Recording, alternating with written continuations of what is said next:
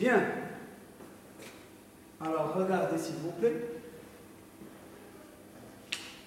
Qu'est-ce que je vais faire? Je vais ici, au lieu d'une bobine, d'une capacité, je vais avoir une bobine en série avec une capacité. Donc, je vais avoir quelque chose qui fait comme ça.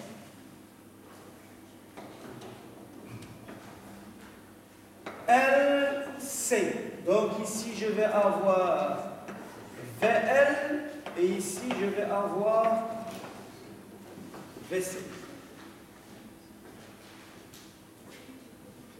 Alors, quel que soit T, j'ai V de T égale à VR de T plus, oui, normalement vous devez être capable de faire le calcul vous-même. Donc plus VL de T plus VC de T.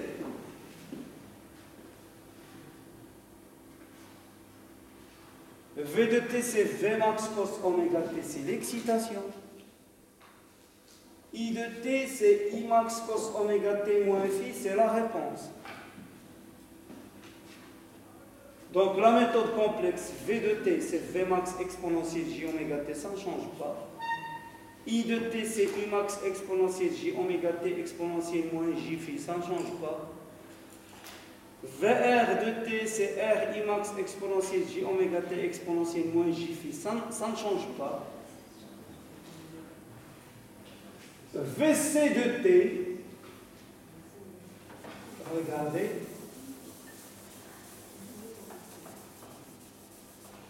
Je vais avoir VL de T, c'est ZL exponentielle J oméga T exponentielle moins J phi, c'est J L oméga. Et VC de T,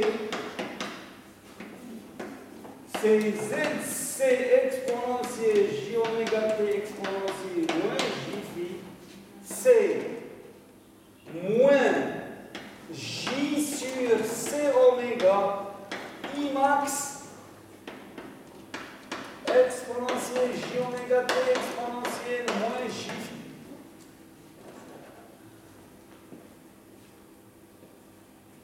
Je vais appliquer la loi des mailles.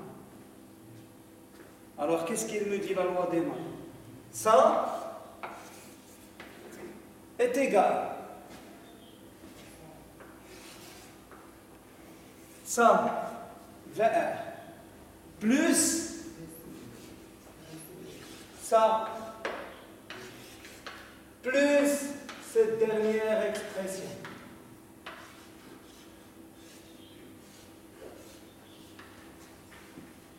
Ça veut dire, si je factorise I max exponentielle J oméga T exponentielle moins J phi, je vais avoir ici plus, vous corrigez ici s'il vous plaît, moins J au numérateur, vous corrigez s'il vous plaît. J'ai commis une petite erreur. Donc, lorsqu'il y avait uniquement la capacité, donc c'était R plus 1 sur JC oméga, ou bien moins J sur C oméga. Donc J c'est en haut, J en haut. Maintenant,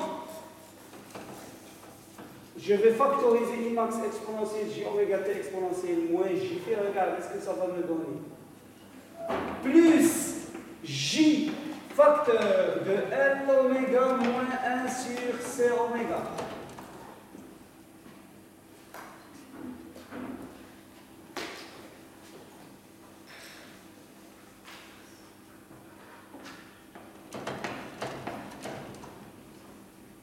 D'accord?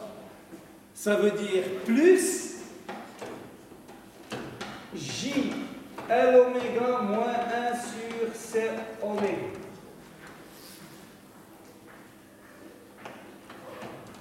Imax exponentielle moins J. Ça, c'est une égalité dans C. Alors, si je veux les égalités dans R qui correspondent, qu'est-ce que je vais avoir? Donc, Vmax, c'est quoi? C'est racine de R carré plus 1 sur C carré oméga carré. Non. Je vais avoir ici, regardez, plus L oméga moins 1 sur C oméga au carré Imax. N'est-ce pas? Ça veut dire que Imax, c'est Vmax sur racine de R carré plus L oméga moins 1 sur C oméga au carré.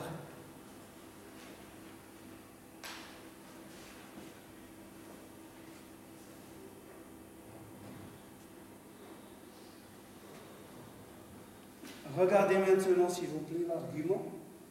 Argument de ça égale à argument de ça. Donc 0, il est égal à argument de ça. Arc tangente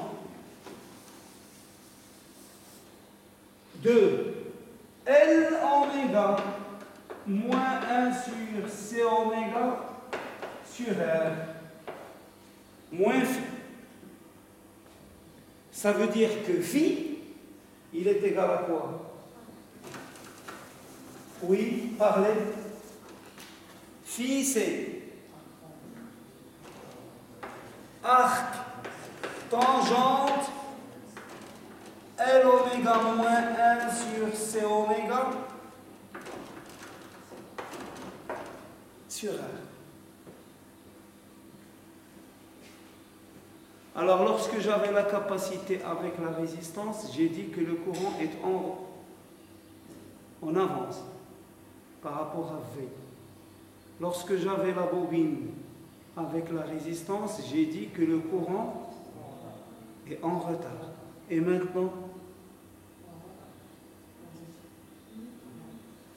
ça dépend. Ça dépend. Pour les basses fréquences,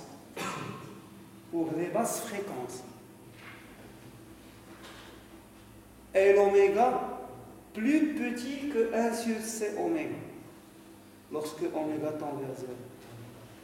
Ça veut dire que la capacité va l'emporter par rapport à la bobine. Ça veut dire que le circuit est capacitif. Donc le courant va être en avance par rapport à la tension. Pour les hautes fréquences, lorsque oméga tend vers l'infini, L oméga va être plus grand que 1 sur C oméga. Ça veut dire que le circuit est inductif, la bobine l'emporte par rapport à la capacité, le courant est en retard par rapport à la tension. Et pour oméga égale à oméga 0 égale à 1 sur racine de LC,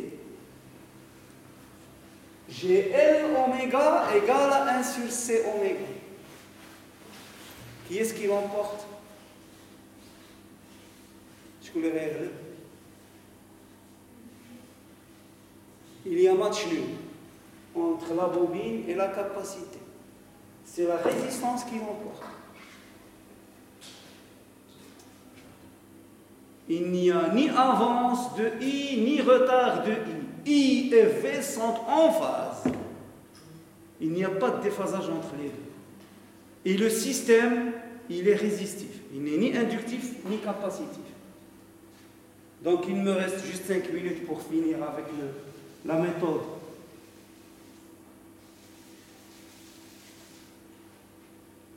Avec la méthode complexe. Donc regardez, je vais avoir VR de t égale à RI de t, donc ça c'est le vecteur VR. Ça c'est le vecteur VC.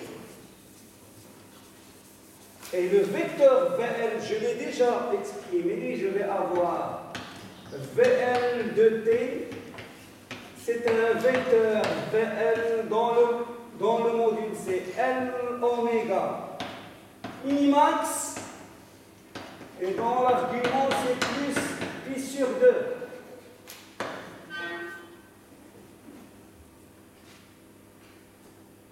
Donc V égale VR plus VL plus VC. Voilà ce que ça va me donner.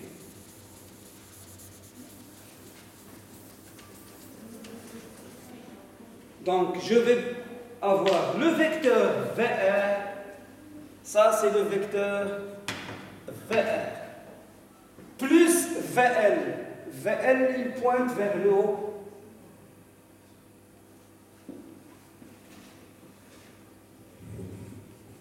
Ça c'est pi sur 2. Et ça c'est VL vecteur. Plus VC. VC, il pointe vers le bas. Donc je vais avoir, ça c'est moins pi sur 2. Et je vais avoir un vecteur, ça c'est VC. Et VR plus VL plus VC est égal à V. Donc ici, c'est le vecteur V.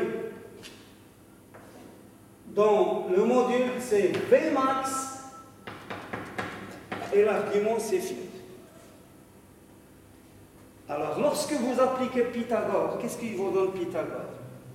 R Imax au carré plus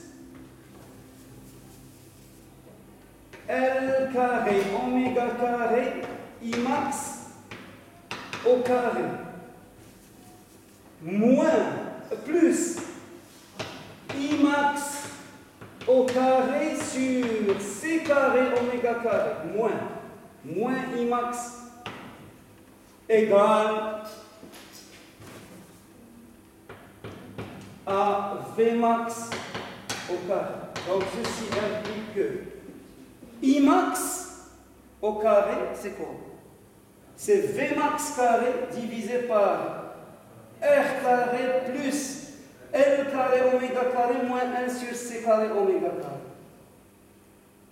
D'accord?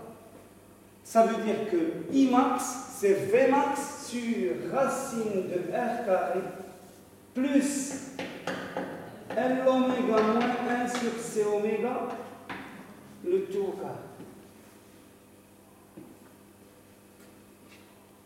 Attendez s'il vous plaît, ici il y a une petite erreur, je crois. Il ne faut pas l'écrire comme ça. Donc, regardez. C'est R carré Imax carré plus L oméga moins 1 sur C oméga au carré Imax carré qui est égal. D'accord? Donc, Imax carré facteur de R carré plus L oméga moins 1 sur C oméga au carré égale à Vmax, donc c'est bon. C'est correct. Maintenant, si je veux phi, donc ça c'est phi. Tangente phi, c'est ça, c'est-à-dire L oméga moins 1 sur C oméga fois Imax divisé par R. Donc tangente phi, c'est